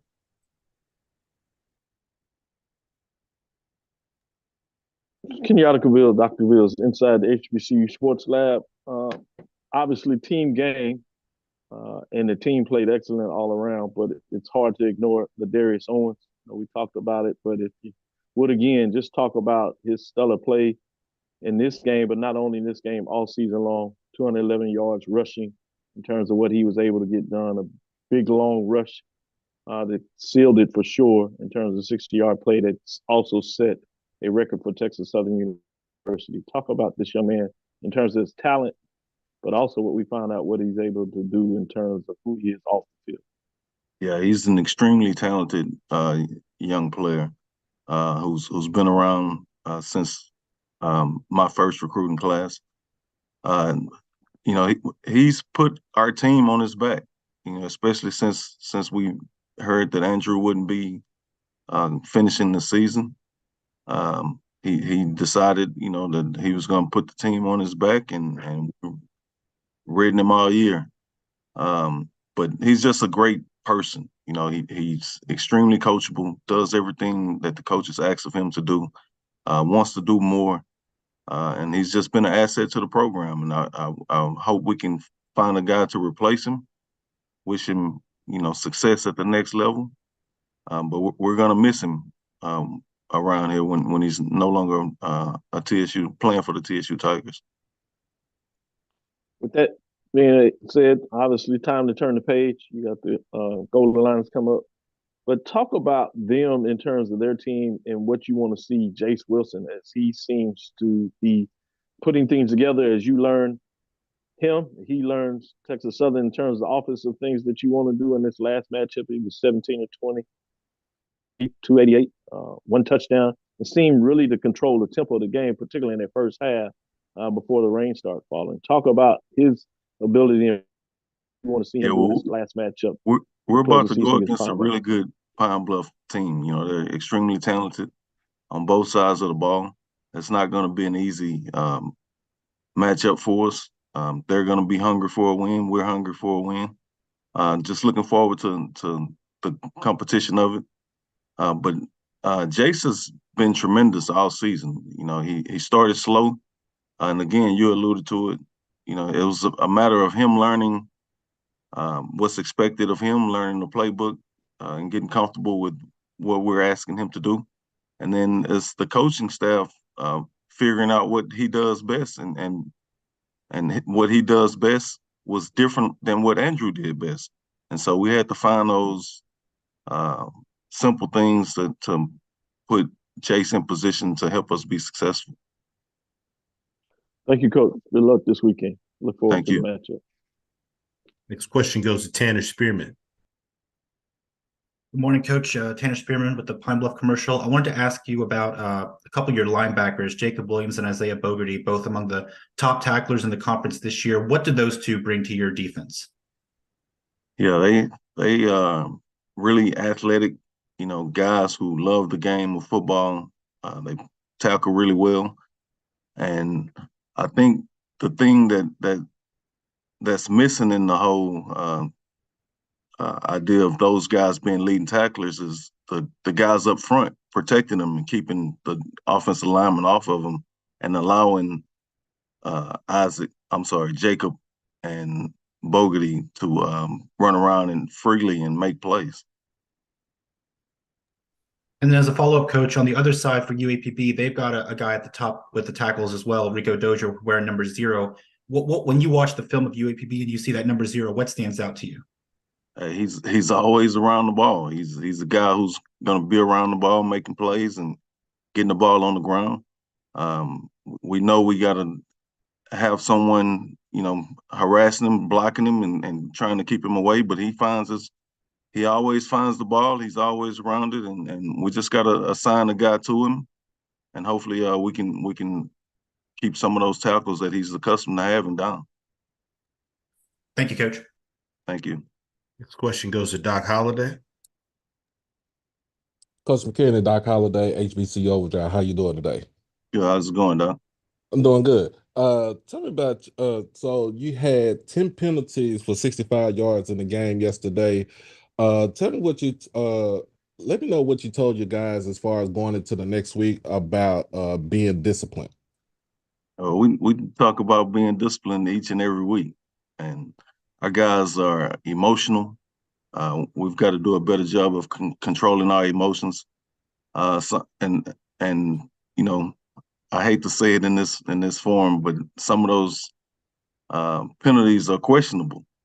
But we've accumulated a large number of penalties the last couple of games, and we just got to push through and play the game the right way and be aware of what we're doing both legally and illegally. And my follow-up question, the play Jace Wilson, even though, he's been playing for like a couple of games since Andrew been out. Tell me about his maturation throughout this season. He's improved each week.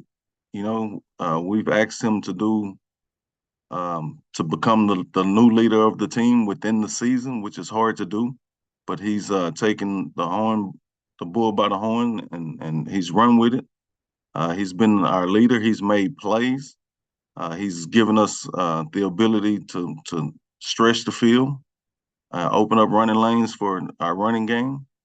And he's just been a pleasure to coach, a guy who's comes to work each and every day, no matter what the situation is. We lose one week, he's brushed that off, and he's ready to go out and get a win the next week. And we're lucky to have him around. Appreciate you, Coach. Thank you. Coach McKinney, as always, we appreciate your time. Look forward to speaking to you again next week. Thanks a lot. Thank you. Next up, we go to Jackson State. Coach Taylor, once again, if you do have any questions, we ask you please utilize the raise your hand and feature your question in the queue for Coach. With that being said, happy to be joined by Coach Taylor with Jackson State. Coach, first and foremost, thank you so much for taking some time out of your schedule to join us. Coach, if you could please just start us out with an opening statement, just recapping your past week. It was a good week of preparation, getting ready for the Soul Bowl this week. The players had time to rest. Coaches had some time to, get a game plan together, had an extra week of work, getting ready for such a big game coming this weekend in the city of Jackson. We did some recruiting, so we got ahead of the game a little bit. So very excited about this weekend. Look forward to the turnout of fans and, this outstanding football game coming up this Saturday at the Vet. Appreciate those opening comments, Coach. First question goes to Charles Bishop. Hey, Coach, how you doing? I'm good. How are you, Chuck? Hey, real quick question I wanted to ask with getting the open week, getting the opportunity to get some guys rested up, namely Irv Moden. How is his health situation? Will we see him this upcoming weekend? He moved around well yesterday. We got out there a little bit. He did did some running around. It's just him making those cuts that we're used to seeing him do in the football game. He still has some tenderness to that ankle, but he's upright. He did do some straightforward running, looked pretty explosive. So we'll get these next 2-3 days to get him back on his feet, and hopefully we can have him ready to go this weekend. I'll follow up with that. Although he's been injured, you've been kind of running back by committee, but how much does his presence at least open up maybe other facets of your offensive attack? I mean, Irv is a phenomenal player. He's a great football player, great running back. He's a big piece to what we want to do offensively. We talked about that coming into the season, that we wanted to run the football, get downhill. And he's done that all year. We've been able to ride him in some games, a kid with tremendous speed and power. And, he just brings that game-breaking ability to our football team. So when he's out there, I feel good about it. But I feel good about all those backs back there. Those guys have done a great job of stepping up when they needed to this year. Ahmad Miller, Desmond Moultrie, J.D. Martin has been able to come back with that toe injury and do some special things for us the last couple of weeks. But to have Irv back there, it just makes us better as a football team. Sure thing. Appreciate that, Coach. Thank you, Chuck. Next question goes to Dr. Cavill. It's Kenyatta Cavill. Dr. Cavill's inside the HBCU Sports Lab. Good morning, Coach Davis. Morning, Doc. How you doing? I'm doing well. Fascinated about this matchup. A lot on the line for both teams in various ways in terms of what it looks like. Obviously, the rivalry is enough in and of itself. But in terms of your defense going up against Alcorn State Braves, I want to focus on that side of the ball a little bit. Mm-hmm. What do you want to see your defense do in terms of the dynamic that the Braves bring to the table, being able to run and pass the ball? Well, like I tell those guys every week on the defensive side of the ball, we want to play fast and cause turnovers, and continue to get better at getting people to the turf. But Alcorn is a team that can, they throw the ball well, they run the football well, got a great quarterback back there, a couple running backs that can really play football. So we got to bring it this week. And I think the bye week kind of helped us to give us an extra time to prepare for them. But we got to be able to create those extra possessions. That's what's been good with the turnovers that they're creating for as, fumbles and things like that. The interceptions have been good.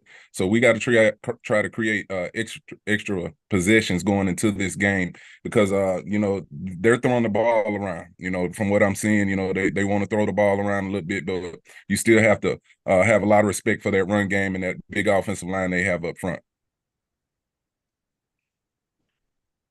Follow-up question, if you would allow me to take you a little bit off the field. I know coaches like to coach. That's your focus. That's what you do well. That's in a lot of ways where you feel your solace in terms of being able to put your cleats, shoes on that green grass and getting your young men ready for the next matchup and ladies that are helping you around that. But with that being said, if you can get it done at the end of the season, you have a chance postseason play. It's not necessarily the Celebration Bowl, but you have a chance maybe to put your resume up and see where it lands in terms of the FCS playoffs. Mm-hmm. I know you're focused on the SWAC, but on the other side, you had the MEAC huge upset of number 1, North Carolina Central. They probably are positioned to potentially get a playoff bid if they win this weekend. What are your thoughts in maybe a rematch in terms of either hosting them there in the playoffs or going to Durham to play them in the playoffs in terms of that type of matchup in the playoffs? Yeah, I think that'd be a great deal. 2 premier HBCU programs getting the opportunity to, run it back in a playoff type atmosphere. A team that I got a lot of respect for. Coach Trey Oliver has done a great job over there with that program.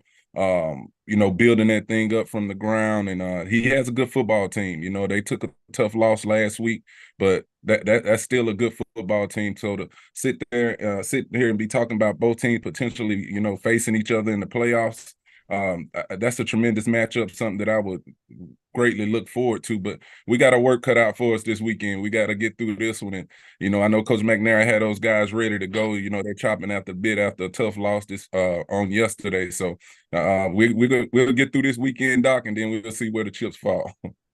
No doubt. First things first. I understand, Coach, but I had to put it on the table. Okay, Doc. Appreciate you, though. No doubt.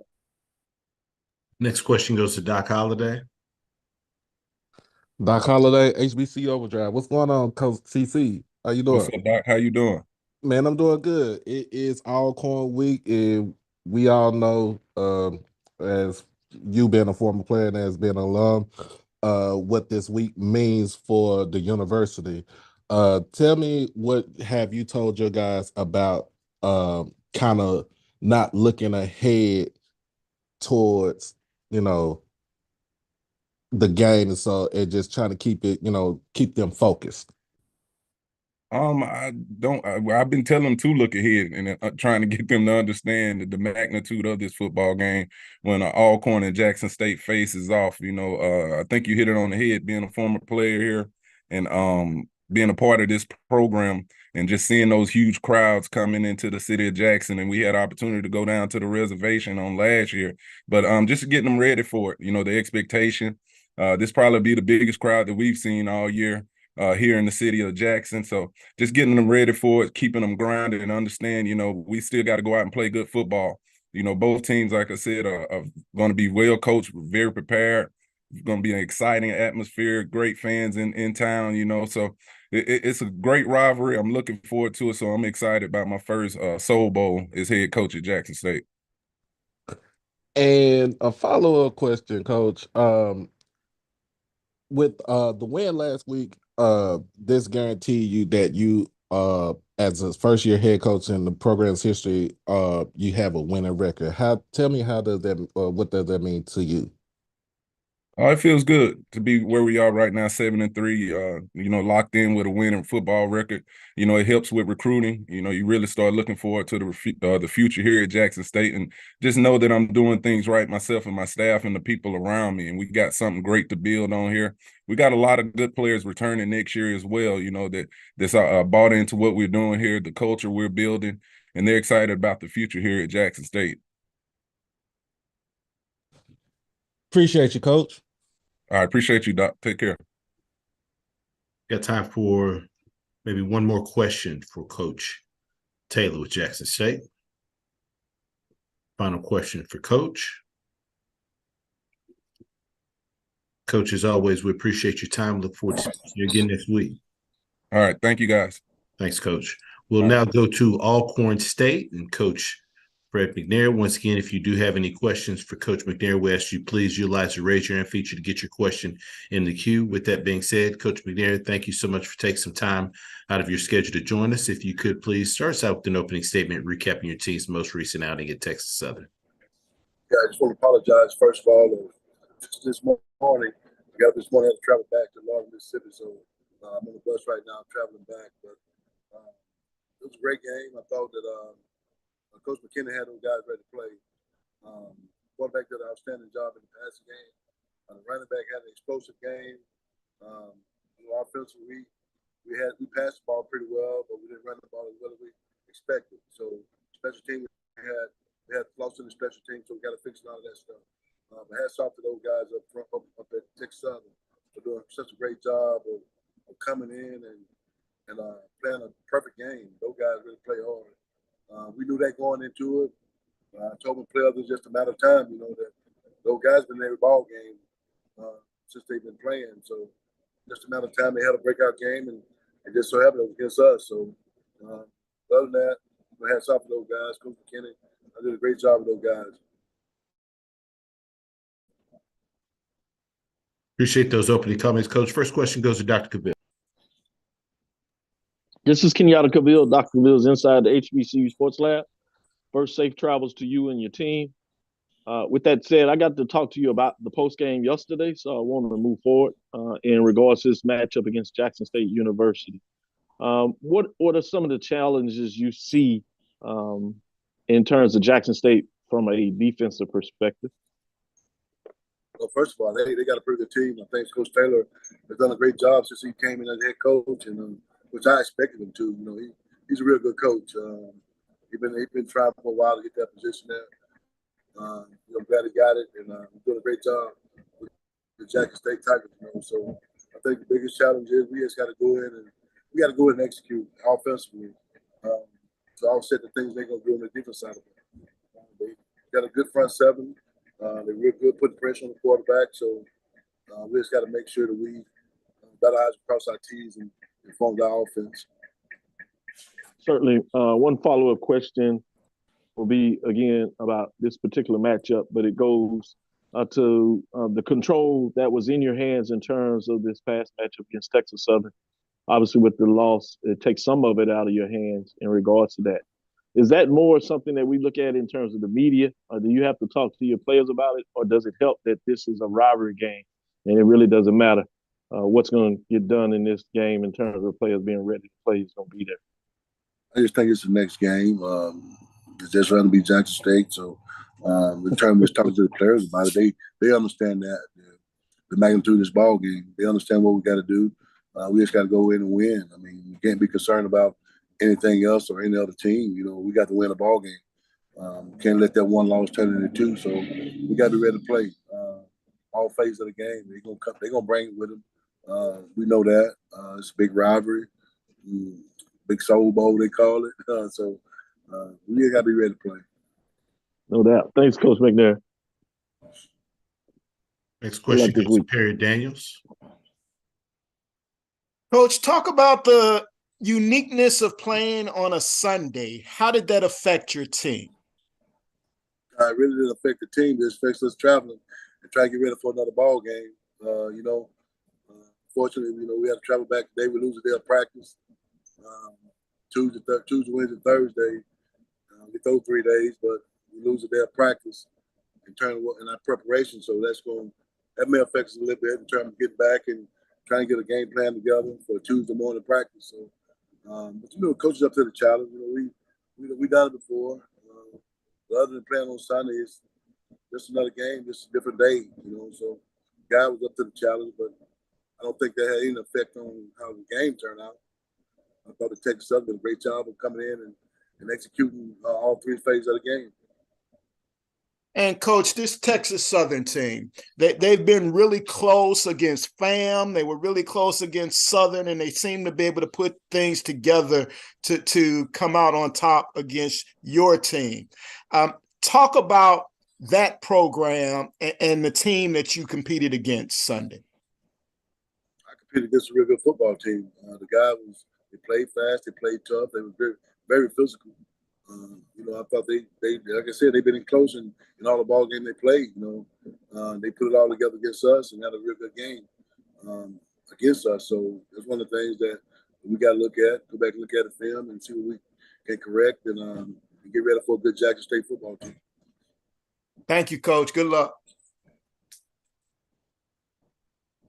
Currently taking questions for Coach McNair with Alcorn State. Final questions for Coach. Coach, as always, we appreciate your time, safe travels, and we look forward to speaking to you again next week. Thank you, Drew. Appreciate you, man. Thank you. Yes, sir. This concludes our SWAC Football Head Coaches Media Session for Monday, November 13th. We do thank all of our media